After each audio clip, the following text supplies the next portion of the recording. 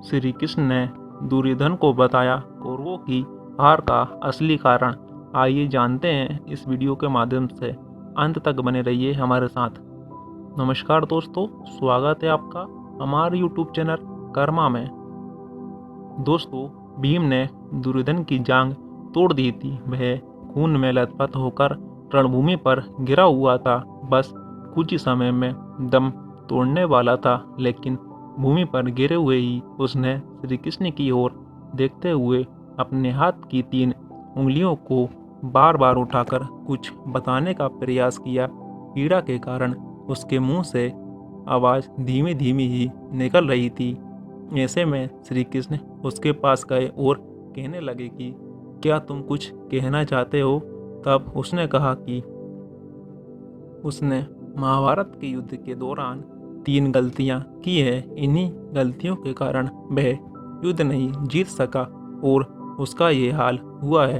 यदि वह पहले ही इन गलतियों को पहचान लेता तो आज जीत का ताज उसके सिर होता। श्री कृष्ण ने सहजता से दुर्योधन से उसकी उन 3 गलतियों के बारे में पूछा तो उसने बताया। पहली गलती ये थी कि उसने स्वयं नारायण के स्थान पर उनकी नारायणी सेना को चुना। यदि नारायण युद्ध में कौरवों के पक्ष में होते तो आज परिणाम कुछ और ही होता। दूसरी गलती उसने ये बताई कि अपनी माता के लाग कहने पर भी वह उनके सामने पेड़ के पत्तों से बना लंगोट पहनकर गया। यदि वह नग्न अवस्था में जाता तो आज उसे कोई भी योद्धा परास्त नहीं कर सकता था। तीसरी और अंतिम गलती उसने की थी कि युद्ध में आखिर में जाने की भूल। यदि वह पहले ही जाता तो कई बातों को समझ सकता था और शायद उसके भाई और मित्रों की जान बच जाती। श्री कृष्ण ने विनम्रता से दुर्योधन की ये सारी बात सुनी। फिर उन्होंने उससे कहा, तुम्हारी हार का मुख्य कारण तुम्हारी अधर्मी व्यवहार और अपनी ही कुलवधू का वस्त्रण करना था। तुमने स्वयं अपने कर्मों से अपना भाग्य लिखा। श्री कृष्ण के कहने का तात्पर्य ये था कि तुम अपनी इन गलतियों के कारण नहीं हारे, बल्कि तुम अधर्मी हो इसलिए हारे। ये सुनकर दुर्योधन को अपनी असली गलती का एहसास हो गया। भगवान श्री कृष्ण कभी भी कौरवों के साथ नहीं होते।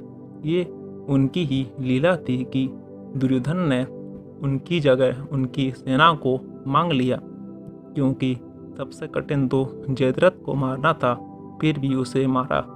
तीसरा ये कि यदि दुर्योधन युद्ध में पहले होता या आखिर में, इससे कोई फर्क नहीं पड़ता। अंत में हार तो कौरवों की ही होनी थी। कर्ण सहित सभी कौरवों पक्ष के लोग अधर्मी ही थे। कर्ण ने भी भरी सभा में द्रौपदी का अपमान किया था और उसने भी कोई कम पाप नहीं किए थे। अब सवाल ये उठता है कि कौरव पक्ष में गुरु द्रोणाचार्य और भीष्म जैसे ज्ञानी ध्यानी कई महारथी लोग थे, फिर भी उनके पक्ष को अधर्मी कहा गया। ऐसा क्यों? दरअसल जो सत्य का साथ देता है उसे धर्मी और जो असत्य का साथ देता है उसे धर्मी कहा जाता है। भीष्म निश्चित ही विद्वान थे, लेकिन उन्होंने धर्म का साथ न देकर वचनबद्ध होने के कारण सिर्फ सिंहासन का साथ दिया। भीष्म ने अम्बा, अंबिका और अम्बालिका की भावनाओं को कुचलकर जो कार्य किया वह अमानवीय था। भरी सभा में जब द्रौपदी को निर्वस्त्र किया जा रहा था तो भीष्म चुप बैठे थे। भीष्म ने जानबूझकर दुर्योधन और शकुनी के अनैतिक और छलपूर्वक खेल को चलने दिया। भीष्म ने ऐसे कई अपराध किए थे जो किसी भी तरह से धर्म का साथ नहीं देते थे। पांडु के जंगल चले जाने के बाद धृतराष्ट्र को सिंहासन मिला। किंवदंती है कि गांधारी धृतराष्ट्र से विवाह नहीं करना चाहती थी, लेकिन भीष्म ने अपनी शक्ति का दुरुपयोग कर गांधारी का विवाह धृतराष्ट्र से कराया था। दुर्योधन एक अधर्मी सोच का व्यक्ति था। उसकी जिद, अहंकार और लालच ने लोगों को युद्ध की आग में झोंक दिया था। इसलिए दुर्योधन को महाभारत का खलनायक कहा जाता है।